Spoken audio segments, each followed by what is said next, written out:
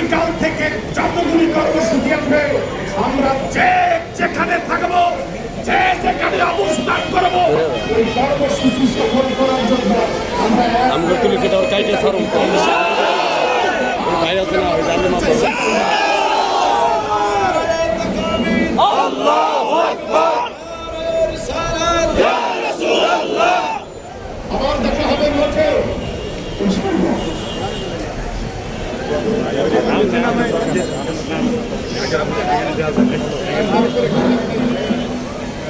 লাটার phone করে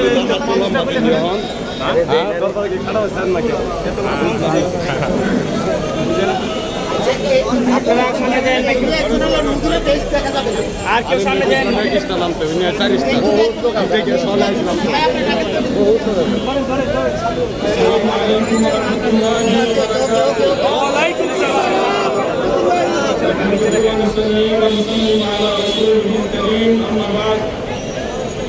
দেশের শীর্ষস্থানীয় ওলামায়ে কেরাম, আশিক রাসূল নবী প্রেমিক সুন্নি মুসলমান ভাইরা, আজকে এই ঢাকার প্রাণকেন্দ্রে হযরত গোলাম শাহ রহমাতুল্লাহ আলাইহির দরবারে আজকে সারা দিন ব্যাপী গণজিয়ারতের কর্মসূচি দেওয়ার অর্থ হল আমরা চাইলে নির্দিষ্ট একটা সময় বাইন্ডিং করে দিতে পারতাম, কিন্তু দেশের আইন শৃঙ্খলা, রাস্তাঘাটের যানজট, মানুষের চলাফেরায় কষ্ট হবে বিধায় আমাদের এই প্রোগ্রামটা নির্দিষ্ট সময়ের মধ্যে বাইন্ডিং করিনি, যেন মানুষের কষ্ট না হয়। এজন্যে সারা দিন ব্যাপী গণজিয়ারতের কর্মসূচি আমরা দিয়েছি। তবে আপনাদেরকে একটা কথা স্পষ্ট ভাষায় বলি, আমরা আহলে সুন্নাত ওয়াল জামাত কোরআন এবং সুন্নাহর আলোকে আমরা মাজার জিয়ারত করি। যারা আমাদের উপরে মিথ্যা তহমত দিচ্ছেন যে আমরা মাজার পূজা করি, আপনাদেরকে স্পষ্ট ভাষায় বলি, আপনারা বলেন আপনারা কি মাজার পূজা করেন? আওয়াজ দিয়ে বলেন কি করেন? আমরা সবাই মাজার জিয়ারত করি। এই জিয়ারত আল্লাহ রাসূল করেছে, সাহাবায়ে কেরাম করেছে, গোটা দুনিয়ার সমস্ত মুসলিম উম্মাহর ঐক্যমতে এই জিয়ারত হলো সুন্নাত। এই সুন্নাতকে যারা পূজা বলবে, একটা সুন্নাত আমলকে যারা পূজা বলবে মুশরিক, তারা নিঃসন্দেহে কাফের হয়ে যাবে। আর কোন মাজারে বিচ্ছিন্ন কিছু কিছু ঘটনা হয় যেগুলি শরীয়তের মানদণ্ডে উপনীত হয় না, সেই সকল কর্মকাণ্ড আমরা নিজেরাই বছরের পর বছর চেষ্টা করে পরিশুদ্ধ করার চেষ্টা করতেছি। এখানে ইবনে আব্দুল ওয়াহ্হাব নজদীর দালালদের এসে কোন ধরনের লিডারি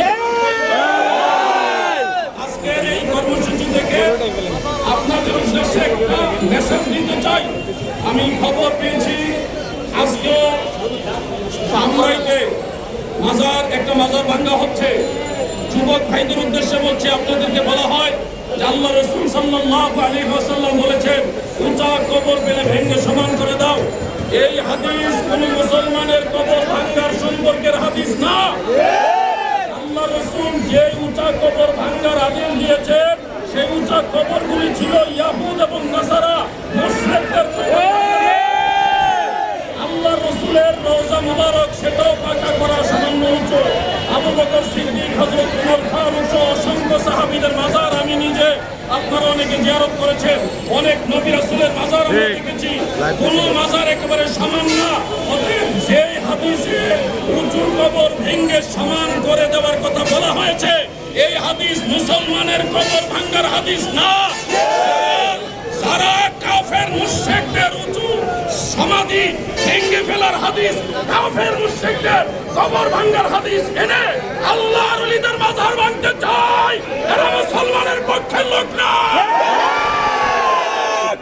একটা সময় আমরা দেখেছি একটা গ্রুপ আরব জাহানেও আল্লাহ রাসূলের রওজা মুবারক ভাঙতে চেয়েছিল। স্বয়ং আল্লাহ রাসূলের রওজা মুবারক ভাঙতে চেয়েছিল। সিদ্দিক আকবর, ফারুক আজমের মাজার ভাঙতে চেয়েছিল। আপনি অপেক্ষা করেন, এই নজদি গোষ্ঠীকে যদি প্রশ্রয় দেওয়া হয়, তারা খুব তাড়াতাড়ি আল্লাহ রাসূলের রওজা মুবারক ভাঙার ঘোষণা দিবে।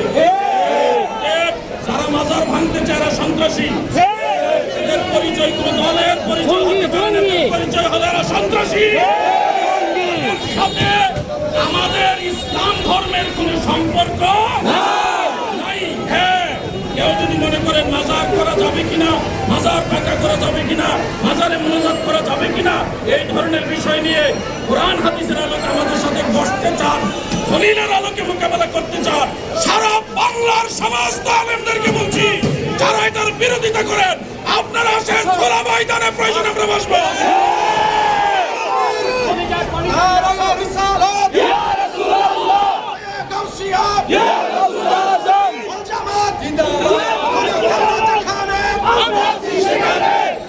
আমাদের বক্তব্য আজকে দীর্ঘায়িত করবো না, শুধু এটুকু বলবো, যারা মিডিয়াতে শুনছেন শুনবেন, যেখানে মাজারে আল্লাহর ওলিদের মাজার আক্রমণ হবে, সেখানে আল্লাহর ওলিদের রুহানি সন্তানেরা, সুন্নি মতাদর্শী ছাত্র ভাইয়েরা, যুবক ভাইয়েরা, ব্যবসায়ী ভাইয়েরা, চাকরিজীবী ভাইয়েরা, সর্বস্তরের ভাইয়েরা, যার অবস্থান থেকে নবীর দুশমন ইয়াজিদ বাহিনীকে পরোয়া না করে তাদেরকে দমন করে দিতে হবে।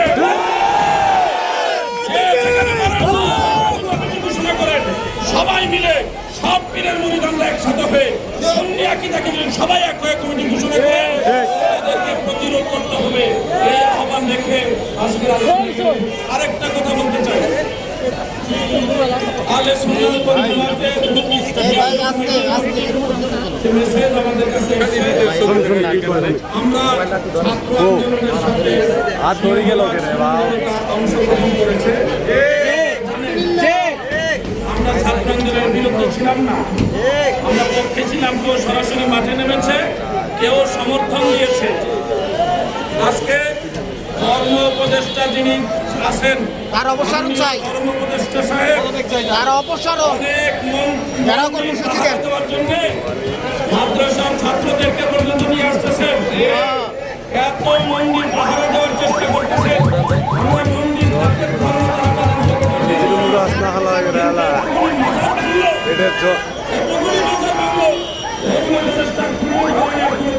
আমরা দেখছি না।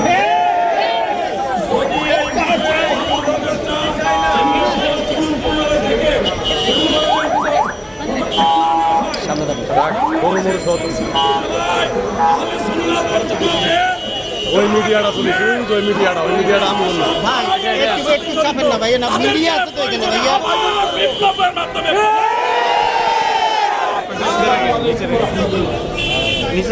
ধন্যবাদ।